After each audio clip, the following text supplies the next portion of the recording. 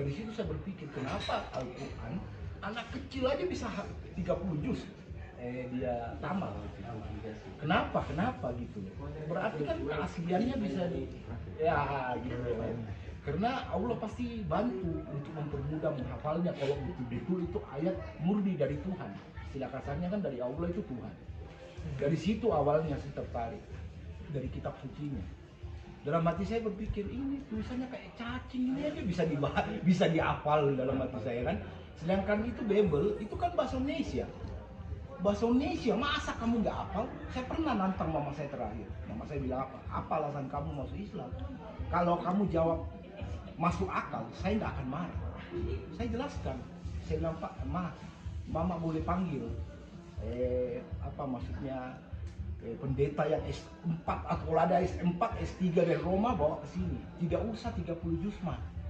300 lembar, titik koma harus pas. Kalau dia bisa hafal, saya sekarang murtad, masuk lagi saya ke Kristen.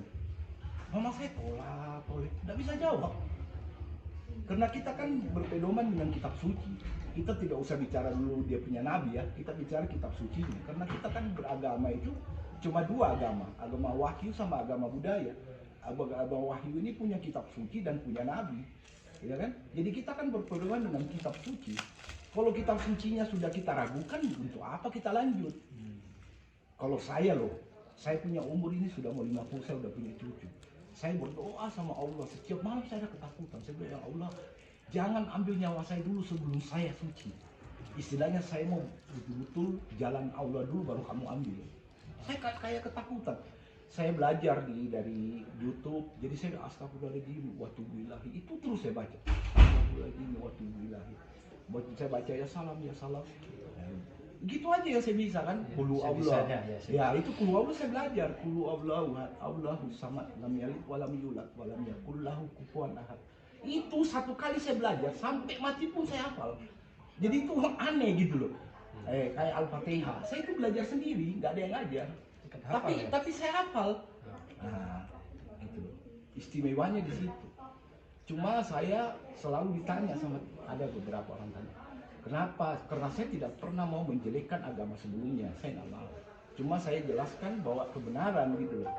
Jadi saya bilang sama mama saya berdoa, Ma, seandainya, saya bilang kan sama dia, seandainya mama benar, seandainya ini kan, Islam ini salah, umpamanya ini, saya tetap masuk Islam. Alasannya apa? Iya, di Islam itu ada surat namanya Ali Imran, itu kakeknya Nabi Isa. Ada surat Maryam, kita sangat menghormati Nabi Isa.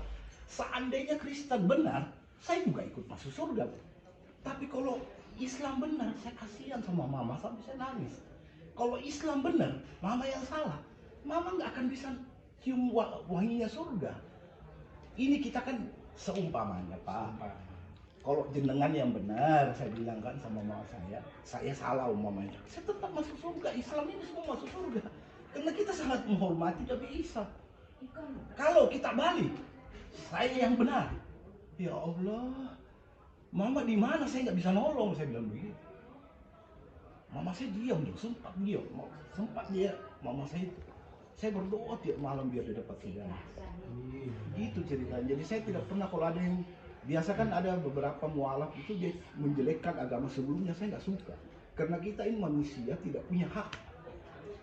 Kalau memang Nabi Isa itu kan kesalahan umatnya, kita kan nggak bisa kita vonis, kita nggak boleh mengejek, ya Pak. Karena itu kan sama juga kita mengejek nabinya Allah kan, gitu. Cuma saya selalu berdoa sama mama saya, jangan. Saya itu betul-betul mau belajar, Pak, betul-betul mau belajar, bukan mau main-main. Karena saya punya hidup ini, kita nggak tahu besok kita mati, Pak.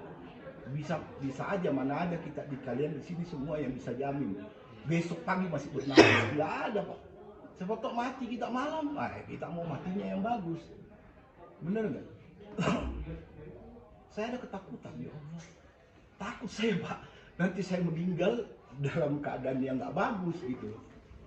Karena dulu juga saya sempat nakal, karena dulu saya kan sukses, banyak duit, jadi saya melakukan hal-hal yang nggak bagus lah. Begitu saya udah punya cucu, saya pisah sama istri, cerai karena saya waktu pandemi bangkrut, saya ditinggalin. Saya betul-betul sadar bahwa ini semua titipan, Pak. Nggak ada cerita itu. Kamu kaya gimana pun, kalau Allah mau ambil, dia tiup, habis. Nggak usah kita berpikir aja, dia tiup, habis, kita nggak ada apa-apa. Tapi kalau kita punya agama yang bagus, insya Allah kita dapat surga ya. Kita kan berdoa semua dapat surga. Kalau surga kan forever, istilahnya selamanya. Mama saya kasih gitu dia diam. Sejak itu dia nggak pernah marah lagi. Alhamdulillah. Pertama dia marah, Pak. Dia bilang kasih saya alasan. Saya bilang saya alasannya itu dari kitab suci aja, nggak usah kita bahas yang lain. Cuma saya bilang gini sama mama saya, mama harus tahu. Ini menurut saya pribadi, ini entah benar atau enggak, tapi hati saya melalui Allah, saya bilang, itu rajanya setan, raja iblis itu memang diutus sama rajanya itu turun ke bumi hancurkan Islam. Karena Islam ini yang paling sempurna. Timbullah kayak Syiah, timbullah di domba. Karena gini, menurut saya Pak, kalau iblis nggak bisa bikin kamu jahat, dia tidak bisa bikin kamu rusak, dia akan berubah kamu paling baik dan paling benar. Ini yang paling bahaya. Menganggap diri paling benar, semua salah. Bahaya. Itu yang makanya ada Wahabi, ada apa. Kan saya belajar Pak, saya belajar. Karena itu saya belajar betul-betul saya pilih guru yang benar. Karena saya kan muhalaf, nggak ngerti. Jadi kalau saya lihat ada ceramah yang kata-katanya kasar, saya sudah nggak mau. Maaf ini Pak, saya nggak mau. Karena saya tahunya itu Islam itu cinta damai, yang saya tahu. Jadi kalau dia ada ngomong yang kasar, saya sudah nggak mau belajar. Jadi setiap dia punya channel saya lewatin. Kayak musbah, saya suka. Karena dia bicara itu masuk akal.